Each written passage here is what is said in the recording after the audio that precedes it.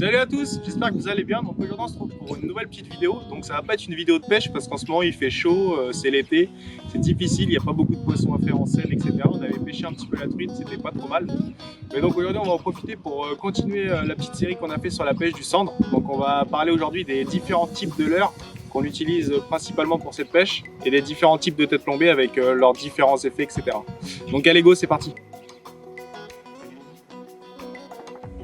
Alors concernant les leurres pour pêcher le sandre, déjà il faut savoir qu'on peut pêcher le sandre au leurre dur, c'est possible.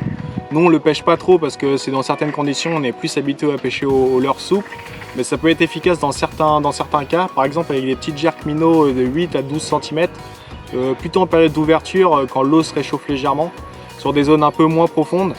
Ça peut être intéressant de prospecter un peu au jerk. Nous ça nous est déjà arrivé en cherchant plutôt le brochet ou la perche de faire descendre, de se faire suivre, etc. Après, il y a une autre possibilité, c'est de pêcher avec des petits cranks. Donc avec une bavette plus ou moins longue, ça vous permettra de pêcher des zones un peu plus profondes. Et en linéaire, en ramenant tout doucement, ça peut être sympa aussi et ça peut déclencher certains poissons qui s'intéressent pas trop au leurre souple sur le coup. Mais nous, on pêche principalement au leurre souple, ça permet de pêcher dans plein de cas de figure différents. Après, il y a différents types de leurre souple, c'est ce qu'on va voir tout de suite. Donc il y a les grubs, le finesse et le shad. Allez, c'est parti. Donc on va commencer tout de suite avec le premier leurre, donc ça va être le shad. Donc c'est vraiment le type de leurre le plus répandu avec lequel les gens pêchent le plus souvent. Tout simplement parce que c'est un leurre qui va nous mettre facilement en confiance, on va bien le sentir au bout de la canne. On va bien le voir, c'est un leurre assez visuel aussi, on va bien le voir nager avec des petites vibrations, c'est vraiment un leurre qui permet de nous mettre en confiance. Donc il existe différents types de shad, donc une multitude.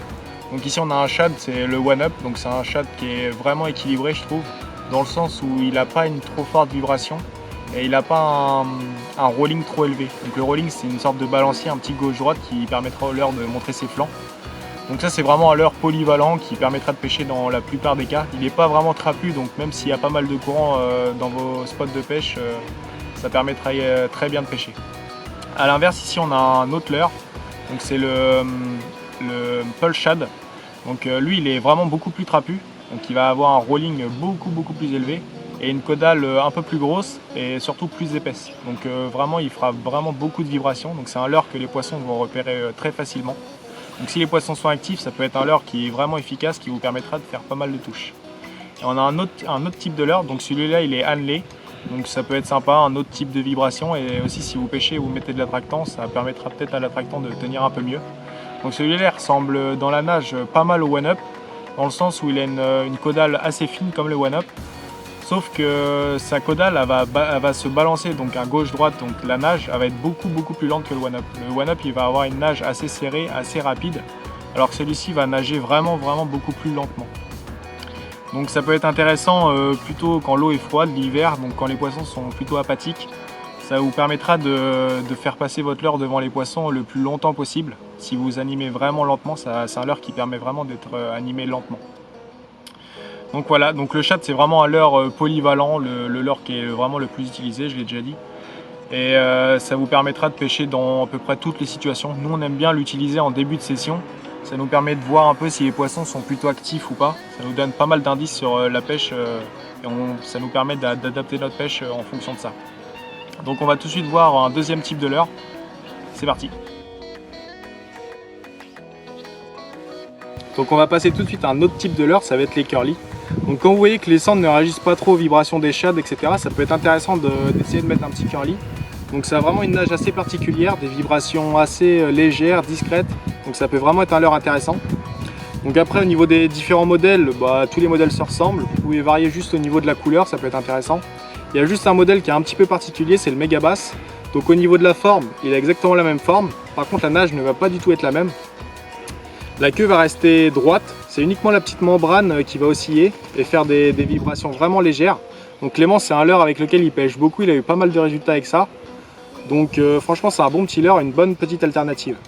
Donc si vous voyez que les sandres ne réagissent pas trop au shad, etc., ça peut être intéressant de passer sur un petit curly.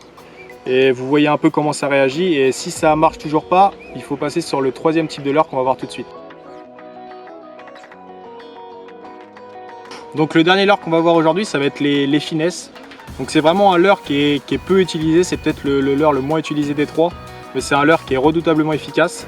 Donc il peut être utilisé aussi bien en vertical qu'en linéaire. En vertical, on va plus l'utiliser avec des animations très lentes, voire même faire des grandes pauses, le laisser longtemps immobile, sans bouger. Parce qu'on peut voir que les poissons, quand vous pouvez observer quelques poissons, les petits alevins du bord, etc., on peut voir que souvent ils restent immobiles, sans bouger. Donc c'est vraiment un leurre imitatif qui va vraiment se rapprocher de la réalité. Et en linéaire, ça va être un leurre qu'on va pouvoir animer un peu plus rapidement. Ça va imiter un petit peu un poisson en fuite, qui va faire des petits gauche-droite, retomber au fond de façon un petit peu aléatoire. Donc c'est vraiment un leurre intéressant. Il y a un autre point intéressant aussi sur ce type de leurre, c'est que si vous pêchez des zones où il y a un fort courant, il a un profil, enfin il est vachement profilé, donc il va prendre très peu de courant. Et on va voir après avec la tête plombe adaptée, ça va vraiment être efficace sur des zones vraiment avec beaucoup de courant. Donc si vous pêchez également des zones où c'est vraiment pêché, les poissons sont un peu matraqués, etc., ça peut être un leurre vraiment intéressant, un autre type de vibration, des vibrations vraiment légères. Donc celui-ci, il a un petit système vibratoire avec deux petites queues comme ceci. Après, il y a d'autres leurres, donc ça, on va appeler ça des slugs, où il n'y a vraiment pas de système vibratoire. Ça va vraiment être un leurre sans queue, on va dire. Et il y a un dernier type de leurre, donc le X-Layer, qui va avoir un petit système bruiteur qui va permettre de faire un petit peu de bruit, donc ça peut être intéressant dans certains cas. Et donc pour finir sur ce leurre, donc si vous cherchez à faire des gros poissons, des gros sandres, donc c'est des poissons qui sont très méfiants parce qu'ils sont assez vieux, ils ont déjà dû voir des leurres passer, etc. Donc je pense que c'est avec ce type de leurre là que vous allez pouvoir essayer de les leurrer entre guillemets. Je pense que niveau efficacité sur les gros poissons, c'est ce type de leurre là qui est le meilleur. Donc voilà, on vous a présenté les trois types de leurres souples qu'on utilisait principalement. Donc après au niveau des couleurs, moi ce que je vous conseille c'est d'utiliser deux couleurs différentes par type de leurre. Donc par exemple sur ce type de leurre, le curly de Megabass, on va utiliser une couleur vraiment flashy, donc un chartreuse un peu fluo. Et une autre coloris, un coloris un petit peu plus naturel. Donc comme ça vous êtes préparé pour tout type de possibilités. Si les poissons sont plus sur du coloris flashy, vous allez mettre le vert chartreux un petit peu fluo. S'ils sont plus sur du naturel, vous allez passer sur du naturel. Nous les couleurs en flashy qu'on utilise principalement, ça va être le vert chartreux, c'est un très bon coloris. Le rose aussi, le rose ça marche vraiment bien par chez nous. Sinon on va pêcher principalement avec des coloris un peu ternes, un peu naturels. Après vous pouvez également aussi changer les coloris de vos têtes plombées. Par exemple sur un leurre comme ça un peu naturel, ça peut être intéressant de mettre une tête plombée rouge ou jaune. Dans certains cas ça peut être efficace. Donc pour terminer cette vidéo, on va parler un petit peu des têtes plombées. Donc ici on a une tête plombée ronde, c'est ce qu'on utilise dans 95% des cas. Donc son avantage c'est qu'elle va pouvoir se monter sur la plupart des leurres souples. Par contre elle ne va pas avoir d'impact sur le leurre, sur sa nage ou le fait qu'elle prenne plus ou moins le courant, etc. Donc ensuite on a un autre type de tête plombée, ça va être la tête plombée sabot. Donc ça va être une tête plombée qui va être beaucoup utilisée en vertical. Son avantage c'est qu'elle va permettre au leurre de ne pas tomber complètement au fond. Elle va permettre au leurre de se décoller un petit peu du fond, donc si le sand vient pour le choper sur le fond, ça va être beaucoup plus facile pour lui de l'attraper. Ensuite pour les finesses, on a une tête plombée en triangle un petit peu comme ça, ça va augmenter la pénétration dans l'eau. Donc comme je vous disais, si vous pêchez sur des postes où il y a un fort courant, ça peut être une tête plombée vachement intéressante parce que le courant il n'aura pas trop d'impact sur votre leurre. Donc une petite tête plombée comme ça en triangle avec un finesse, c'est super bien et ça augmente aussi le côté aléatoire du leurre. Il va pouvoir tomber à gauche, à droite, un petit peu comme un poisson en fuite. Et le dernier type de tête plombée, on l'a pas ici malheureusement, on va vous mettre une petite photo ici, c'est les têtes plombées football. Donc c'est utilisé principalement sur les shads, ça va augmenter le côté, le rolling de votre leurre, le côté gauche-droite, il montre un petit peu ses flancs, donc c'est pas mal ça si vous pêchez en linéaire. Ça va vraiment augmenter la vibration, etc. de votre leurre. Donc voilà, c'est la fin de la vidéo, j'espère que j'aurai été assez clair dans mes explications et que j'aurai pas trop oublié de choses. Donc j'espère que la vidéo vous aura plu, si c'est le cas n'hésitez pas à vous abonner à la chaîne et lâcher un petit like. Et si vous avez des questions n'hésitez pas à les poser en zone de commentaires. Et nous on se dit à la semaine prochaine pour une nouvelle vidéo. Allez bye bye.